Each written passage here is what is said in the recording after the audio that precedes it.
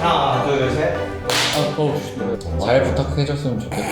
뭔 소리야? 잘 부탁해줬으면 좋겠다. 뭔데? 약간 서울대 의대라고 하면 약간 사람들이 편입견이 있잖아요. 그래서 말을 잘 안 하는 편인데 선입견은 선입견.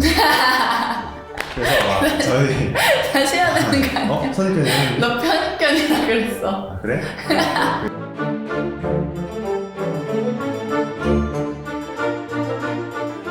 수능 몇 개 틀렸어요? 아니면 막 친구들은 다 막 거짓말이냐고. 막 얘가 어떻게 근데 서울대 애들 바보들만 들어가냐 이러면서. 우리 손녀는 지금 관악에 있어 이렇게 말하셨대요. 그래서 관악에 거기 뭐지? 이래서 서울대 이러다가 그날 할머니가 기분 좋게 밥 사고 오셨다고. 네, 저는 아쉽게도 수능을 하나 틀렸습니다. 그런데 동기들 보니까 만점자가 7명이나 있더라고요. 제가 좀 아쉽게 한두 문제 틀리긴 했는데요. 한 가지 알아두셔야 될 점이 제가 표점은 수능 만점자보다 높습니다. SAT를 봤거든요. 약간 미국 수능 느낌. 그거는 만점자예요. 제 수능 점수는 사실 비밀이라서 여기서 밝힐 수 없습니다. Top secret. 오케이. 그 발이 넓은 사람들이 많은 동아리가 있어요. 그래서 이제 특정 잘생기고 몸 좋고 키 큰 선배가 그 이름 대면 다 아는 분을 소개받았더라고요. 그래서 그 동아리 들어가려 했는데 안 되더라고요. 연예인 소개팅 전에 일반인 소개팅이라도 가능하다면 지푸라기라도 잡고 싶은 심정이고요. 수험생 여러분 너무 큰 꿈을 기대하지 말기 바랍니다. 진짜인데 맞고 다니지 않았어요, 다행히. 너는 그렇지. 난 아니야. 무슨 소리야. 제가 축구를 워낙에 좋아했어가지고 쉬는 시간까지는 아니고 뭐 점심시간마다 나가서 했고 그 학생회 같이 어울리는 친구들이랑도 친해져서 시간 날 때 놀러 가기도 하고. 애들이랑 PC방 다니고 저도 축구하고 그랬던 것 같은데 공부는 열심히 하고.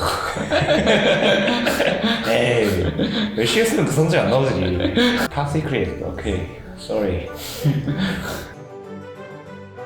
9시부터 5시까지 수업을 들어요. 꽉 채워서. 그 다음에 밥을 먹고 뭐 잠깐 운동을 하든지 게임을 하든지 하고 그 다음에 이제 다시 공부를 12시까지 해요. 자고 일어나. 다시 또 공부를 해. 또 자. 공부를 해. 자. 이렇게 2주 하고 시험 한번 치고 그러면 한 과목이 끝나고 그 다음에 뭐 3주를 한 다음에 또 끝나고 뭐 이런 식이에요. 그러니까 뭐 공부량이 적진 않죠 절대. 저희는 2월에 개강해서 7월에 종강하고 또 8월에 개강해서 12월에 종강, 1월에 종강하니까 거의 방학이 3주에서 한 달 정도밖에 되지 않거든요. 그래서 그런 면에서 좀 생투 분량을 막 한 하루나 한 시간, 한 시간이면 한다. 한 시간이면 한다. 약간의 과정이 들어있긴 하지만 틀린 말도 아닐 수도 있다. 나는 암기 기계다 이러고 다시 PPT 보면서 공부하는 것 같아요. 가자. 서울대 가자. 뭐 이런. 엄마한테 이제 알려드리려고 봤는데 엄마가 부엌 문에서 이렇게 보고 계신 거예요. 그러니까 부담은 주기 싫으신데 궁금은 하시니까. 근데 엄마한테 이제 나는 이제 떨어졌다고 거짓말하려고 전화를 했거든. 이제 받을 때부터 목소리 약간 좀 높은 거야. 그래서 딱 받았는데 엄마한테 엄마 이러니까 종이야! 붙었다면서! 그래서 집에 갈게. 그래가지고 마지막에 졸업사진 찍을 때 그 옛날에 그거 혹시 아시나? 그 설현 이렇게 해가지고 이렇게 하는 거 있잖아요. 제가 이걸 이렇게 크롭티를 입고 그거를 딱 찍었었거든요. 그래서 그런 걸 올려놓으면 진짜 엄청 재밌어 하셔가지고 제가 정시로 들어갔는데요. 그때 2014년도에 수학이나 과학 같은 거 구슬로 푸는 거에서 이제 MMI 인적성 뭐 면접 검사 그런 걸로 바뀌어서 당황했었죠. 그러니까 그게 대충 내용이 뭐냐면은 한번 그 시험장에 들어가면은 방이 6개가 있어요. 들어가서 자기 PR을 한 다음에 나와서 또 기다렸다가 또 들어가고 이렇게 6명이서 이렇게 돌아가는 구조로 그런 식으로 면접을 했었죠. 방탈출? 방탈출 느낌으로. 오케이. 이번 교수님을 뚫어라. 다 끝나고 나면 이거 뭐 사진 찍고 뭐 약간 윤리적인 딜레마 상황을 주면서 이제 너가 그런 걸 알았는데 어떻게 대처를 할 거냐, 모르고 지나갈 거냐 이런 걸 물어보는 것도 있었고, 아니면 뭐 좀 어려운 지문 한 두세 장을 빨리 읽게 해가지고 요약시키는 것도 있었고 또 뭐 구글 맵 데이터 같은 걸 이제 준 다음에 이걸 어떻게 해석할 거냐 물어보는 것도 있었어요. 제가 아무래도 외국에 오래 살았으니까 한국어가 이제 와서 지장이 없는 정도인지를 좀 파악하고 싶으셨나 봐요. 그래서 진짜 되게 돌발 질문으로 사자성어를 여쭤보시는 거, 아는 사자성어가 있는지. 근데 제가 어릴 때 궁이라는 드라마를 봤는데 막 대량난감? 막 이런 걸 했단 말이에요. 근데 그 순간에 그게 생각이 나는 거예요. 본과 1, 2학년 때는 학교에서 그냥 열심히 공부를 해요. 뭐 빠르면 3시, 늦으면 5시까지 이렇게 수업 꽉 채워서 수업을 듣는 거고, 본과 3학년 때는 일단 기본적인 활동을 병원에서 하게 돼 있습니다.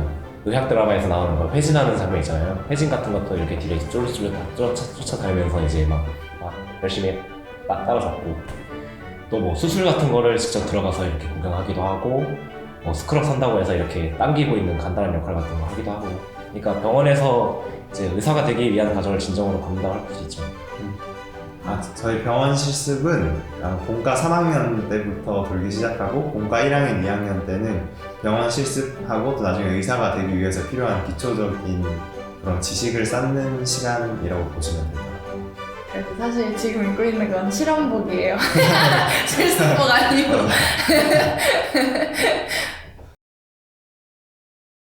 해부학 실습을 들어가서 카네바를 보는 게 두려운 것보다는 이 실습을 내가 과연 잘 할 수 있을까에 대한 두려움이 더 큰 것 같아요.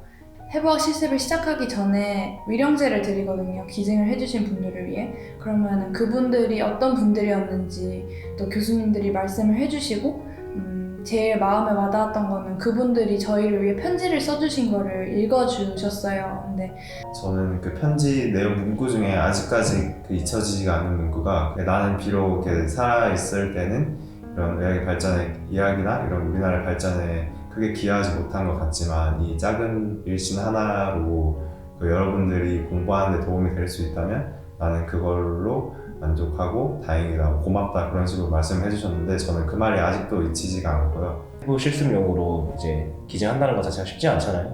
그래서 경건한 마음으로 들어가게 되고, 그리고 하면서 점점 더 그 마음이 더해질 때가 있어요. 하다 보면 무섭다 그런 느낌이 아니고 전혀 그런 생각 안 들지. 오히려 그렇게 저희 실습을 위해서 기증을 해주시는 분들 생각을 하면은 그런 이상한 생각이 드는 것도 약간 죄송스러운 느낌? 그래서 좀 더 열심히, 진짜 공부를 열심히 해야겠다. 가볍게 생각할 수 있는 일이 잘 아닌 것 같은데. 그러니까 의사가 된다고 하는 의미가 뭐 그렇게 팬시하고 막 좋은 것만 있는 건 아니거든요. 되게 힘들기도 하고 희생적인 면도 많고, 특히 우리나라에서는 그런 거기에 대해서 미리 많이 생각을 하고 정말 자기가 맞는 것 같으면 열심히 하는 게 더 좋은 것 같아요. 제가 엄청 인상 깊게 새겨들었던 말이 If there is a will, there is a way 거든요.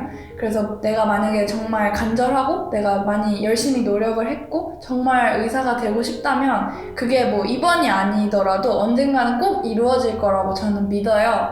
의사가 되려고 하는 사람들은 좀 진짜 마음이 좀 착한 사람들이 되어야 되지 않을까, 이런 생각을 요즘에 실습 돌면서 하기는 해요. 좀 공부를 진짜 잘하는 사람이 굳이 여기로 온다기보다는 진짜 막 도와주고 싶은 마음이 있다거나 그런 사람들. 그래서 이제 수능 거의 열흘 정도 남은 것 같은데 남은 기간 조금만 더 힘내셔가지고 좋은 성과 얻으셨으면 좋겠습니다. 여기서 후배로 뵀으면 좋겠습니다. 화이팅! 잘 부탁해줬으면 좋겠고. 뭔 소리야? 잘 부탁해줬으면 좋겠다. 뭔데? 저를 잘 부탁드립니다.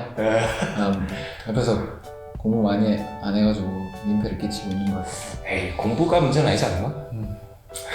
약간 미안하기도 학교를 안 한데. 가는데 학교를 안 가고 구석인데 학교를 안 가고 공지를 안 하고 그만! 오케이 그만. 뭔가 이렇게 가족이랑 떨어져서 지낸 게 태어나서 처음이거든요. 근데 그런 거를 전혀 생각하지, 기억도 안 나게 정말 저를 따뜻하게 가족처럼 반겨준 게 저희 동기들, 160명의 동기들이에요.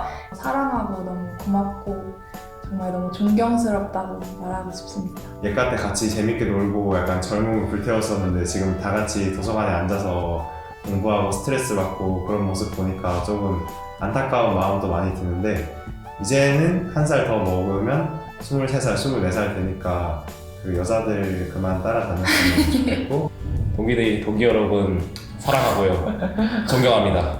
저는 여러분과 함께 있어서 함께 할 수 있어서 정말 행복합니다.